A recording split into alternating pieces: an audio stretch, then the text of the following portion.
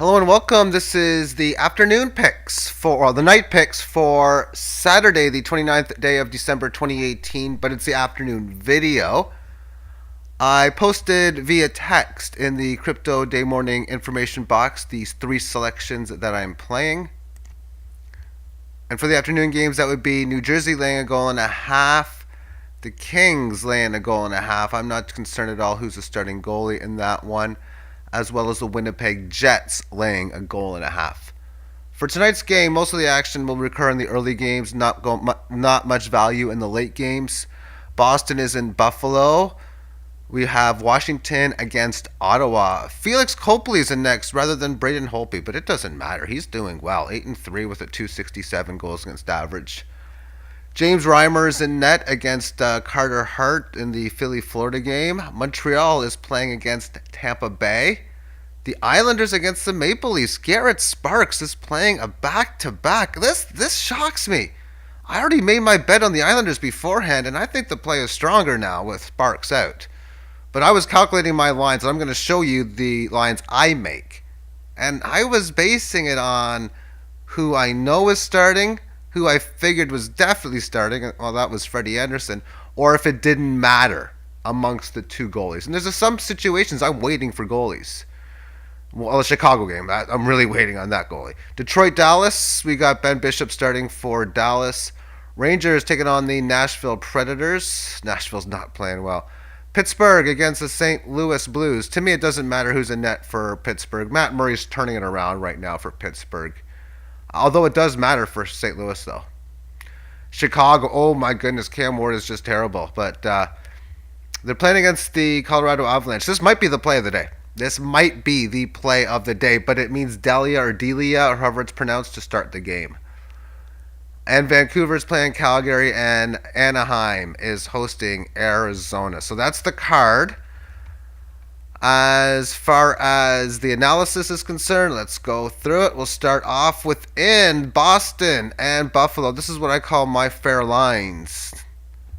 Meaning I think that a fair price for Buffalo is minus 161 and Boston plus 161. NC means I'm not even figuring it out because they have Boston as a small favorite in this game. And I have Buffalo as a decent favorite. I have the 1.5. I think a fair price for Buffalo on the puck line is plus 174, and I think the over/under should be 5.5. Barely favored to go over, like 51, 52% usually on these, maybe 53.5 at tops. Bookmakers have Boston as a small favorite. WTF? No way. Problem here is the OT factor. Buffalo has won 7 of their last 10 games going into the 61st minute, and Boston at 4-4, which they should be an average overtime team. And Buffalo, with their great young group of talent, they should be an above average team. So therefore, when I'm looking to play this game, I would generally look towards the money line, but when I estimated mathematically on the two prices available to me, I figured out that there's more value still laying a goal and a half on the Buffalo Sabres rather than just take them to win outright. So I'm going to be playing the Sabres minus 1.5 plus 270.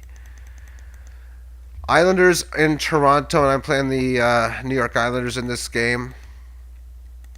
I think, and now this is lower. I thought minus 170. Now I'm going to be guessing about minus 150 to minus 160 with Garrett Sparks in net.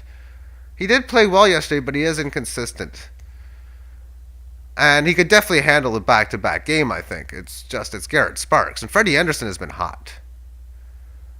Therefore, the minus 1.5, I would reduce this from, say, plus 317 down to maybe plus 285. And then increase this from plus 150 to maybe plus 170. And 6.5 go from favored under to 50-50 or 6.5 pick 'em.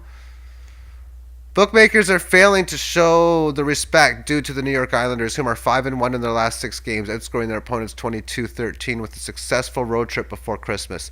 The Leafs are hot as well, with 5 straight wins, outscoring their opponents 27-12, and both teams played last night and have done well, each respectively with no rest. The line shown is way too high, with a plus 482 price on the Islanders. And my ROI is now greater than 40% long-term return based on. I mean, it shouldn't be this high. If the game is a one-goal game at the end, the Leafs are very aggressive in pulling their goalie and may give the Islanders even more than 2 full minutes, and therefore many one-goal Toronto games. Therefore, many one-goal Toronto games will either end. So yeah, when there's 1 goal left and like 2 minutes left, it'll either end in overtime or somebody will, or the empty net goal scored. So someone's going to win on either the 6-on-5 team will score or the other team will score on the empty net. I've seen most of the Leaf games. It's very common that that's the case. So I'm going to play the Islanders laying a goal and a half plus the 482 price. It's just too high of a price. Islanders are playing good. And the Leafs have had their fair share of multiple goal losses this year. When they lose, if they're not in the game, then they're not in the game. And even if they look okay and their opponents, in this case the Islanders, look good, they can very easily win by 2. Washington is playing in Ottawa. I think that Washington is better than a 67% chance of winning with a minus 221 line. And 6.5 favored under total. You know what? I got small value for the Capitals, but they're like plus 120, plus 125. And I got minus 108. But with all these great value plays that I see, I don't want to touch anything that I consider just small value and actually bet it.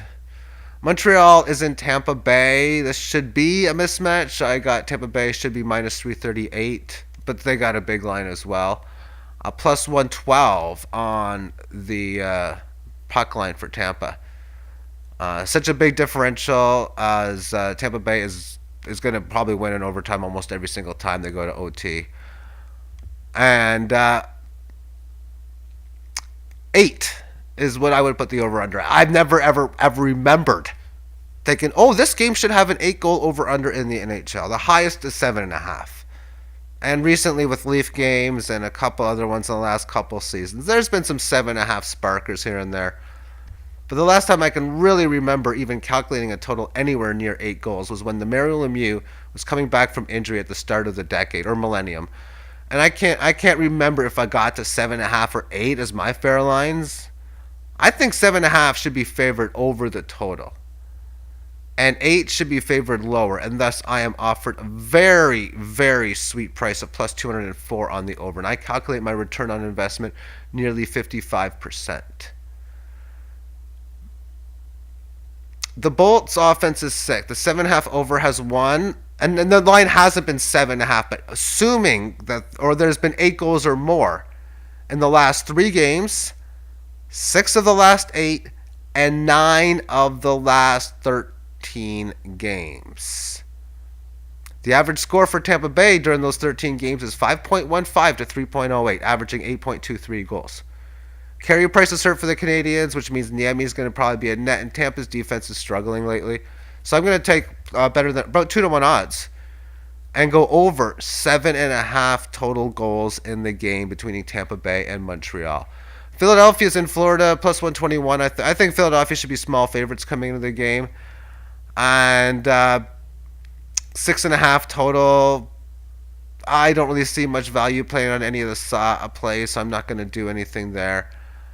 As far as Jake Allen, he must play Pittsburgh. By the way, this just means 51.75%. Then I calculate minus 108. That's what I did. So that's what that means. Let me fix that, as if that makes much of a difference.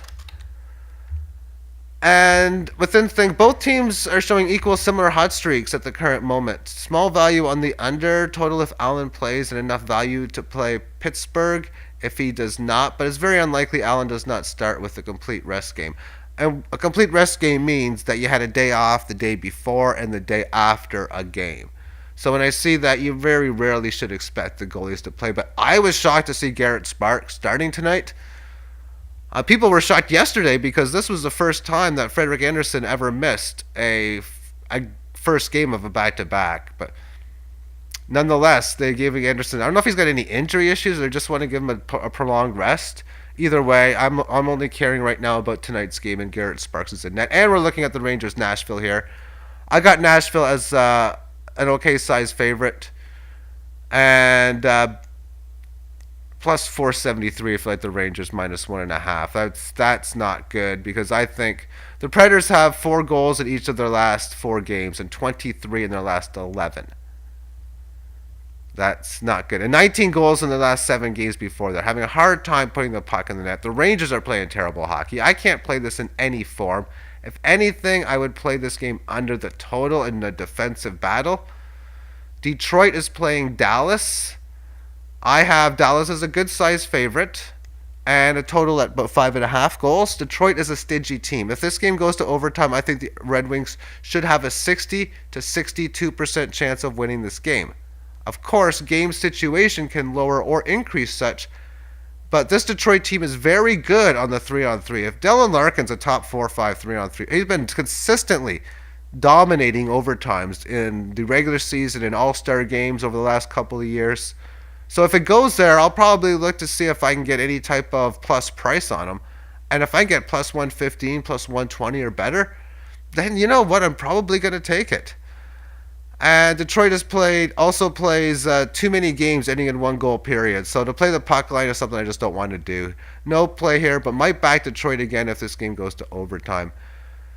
Okay, Chicago against Colorado, and I really love this play if Delia plays. 2 teams heading in opposite directions, and technically speaking, maybe the over if he doesn't. But 2 teams heading in opposite directions, and I need to have this confirmed, as Cam Ward hasn't done enough to get out of his slump. He played okay in his last game, but he's got more to get out of it. Talking about 2 teams moving in opposite directions, with the Blackhawks at 5-1 in their last 6, and they were 9 wins, 25 losses before then. The Avs are on a 3-game losing streak and 2-7 in their last 9 games. They were 17-12 before then, which means they went from a solid team back to a mean, as the Avs were not supposed to be that good. But they got good players, Nathan McKinnon and a good young solid player that was drafted in Marner's draft. And they're doing good, but it's still Colorado. They are a surprise team right now. And the play on the money line is currently around plus 170-ish on the Hawks. If Ward is out, then I got to think this is about a 30% OR. I mean, how am I supposed to handicap this game? I can't make Colorado a decent-sized favorite. I kind of want to make Chicago the favorite, but they are on the road. Dahlia's only played 2 games. Both of them spectacular, though. And Colorado's supposed to be good. How much of the losing streak and winning streak is variance, but how much of the hot start on Colorado is variance? And when I say variance, that means having short-term a short-term sample size of events and having it highly in one direction over the other. For example, if you flip heads, say 20 out of 32 times, that was variance. Arizona and Anaheim, and I'm not making any more plays. I didn't even put a line here. I looked at the game, I'm like, I don't even want to try to calculate it. Anaheim's 0-4, being outscored 13-4 to end their 6-game road trip. And I like to fade teams off of long road trips. And usually you get decent time off of them, like at least 2 days off. And it seems that when you get off road trips, I think what teams do in basketball and hockey is the home teams are just getting back organized, doing things with the family and all different times, that when they don't have much time to get to the next game, and one day off isn't all that much, I do believe it takes the negativity off. But when teams go on a 4, 5, even 5, 6-game road trip, and then have like 2-3 days off for their next game, I've seen very poor success rates in the first game back. And I threw out all the coming back on Christmas, but since they've already played a road game post the Christmas break, I do count it now. Arizona is just a terrible team. I mean, that's just the problem. They are a terrible, terrible team. They're not playing well lately. They haven't played well all season long. Actually, they played okay to start the year, but they're just not that great of a team. Finally, we got the Vancouver Canucks going into Calgary to take on the Flames. I think the Flames are about a 2-1 favorite. And the price seems that fair, so I got no play. I'm offered 4 plus 425 for Vancouver to win by 2. And, I mean, it's small value, but, I mean, I'm looking for good value. So the early games is where we're looking at. I got 3 of the very early games, a few of the other ones as well, and then a 4 o'clock game in Vancouver on the IIIHF, the International Hockey Tournament, with fading Denmark against Switzerland. Thank you for tuning in and have yourself a great day. Bye bye.